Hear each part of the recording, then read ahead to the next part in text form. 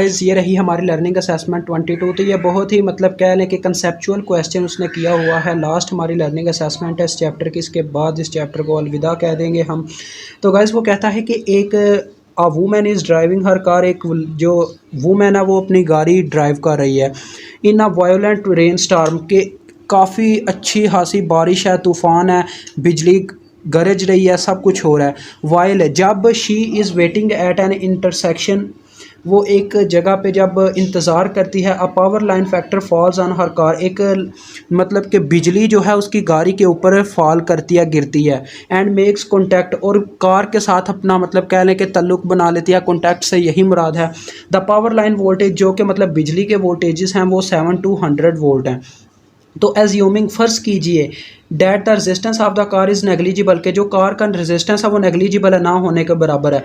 What is the potential current through her body if, कि उसके और करंट के दरमियान में क्या पोटेंशियल बनेगा उस इफ़ अगर while holding the door handle. अब देखें गाइस, बिजली जो है वो लोहे के अंदर में से, लोहे से जो है फ़्लो करती है, यानी कि जो हमारा होता है लोहा उसमें से फ़्लो कर जाती है बिजली। तो जो अगर वो अपना मतलब कि गाड़ी का जो हैंडल होता है उसको पकड़ के बैठी हुई है, उसके होल्डिंग डोर के जो होता है स्ट्रिप उसको ओपन करने के लिए उसको पकड़ के बैठी है, तो उसके उसमें से तो लाजमी जो है करंट फ़्लो करेगा।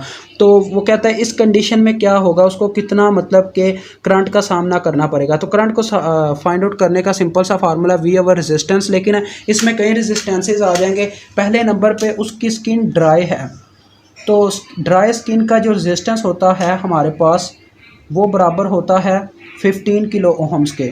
और उसके बाद दूसरे नंबर पे आ जाता है उसके अपनी बॉडी का जो रेजिस्टेंस है वो कितना है।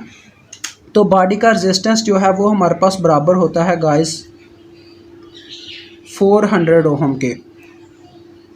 और लास्ट में हमारा बचता है जी जो मतलब कि सरफेस का जो मतलब हमारे पास जो सरफेस है, मतलब बाहर जो जहाँ पे गाड़ी खड़ी है उस सरफेस का कितना रेजिस्टेंस है, वो हमारे पास होता है गाइस 150 ओहम।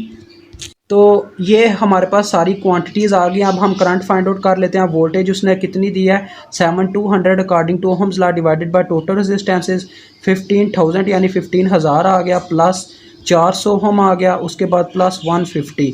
तो इतना उसको बर्दाश्त करना पड़ेगा अगर उसकी गाड़ी के ऊपर बिजली गिरे और वो अपने हैंडल को होल्ड करके बैठी हो।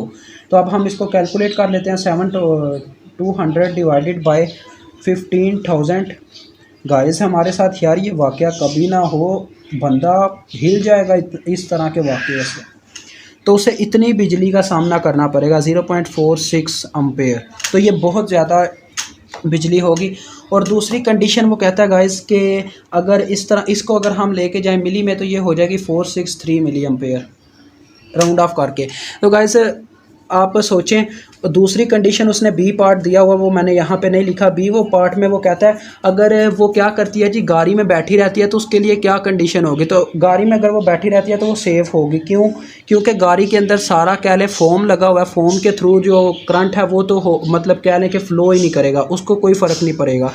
लेकिन जब वो गाड़ी से बाहर निकले ग्राउंड के ऊपर यानी कि ज़मीन के ऊपर कदम रखती है, क्योंकि बिजली तो गिर चुकी है, तो उसके थ्रू बॉडी के अंदर फिर से जो है करंट को रास्ता मिल जाएगा, वो पोटेंशियल क्रिएट करेगी और उसकी जो बॉडी है उसके अंदर जाके फ़्लो करना स्टार्ट कर देगी और वहाँ पे ही उसकी डेथ हो जाएगी।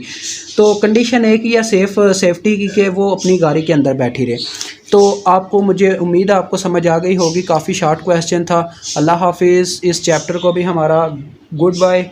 इंशाल्लाह मिलेंगे नेक्स्ट चैप्टर के साथ। Good luck guys.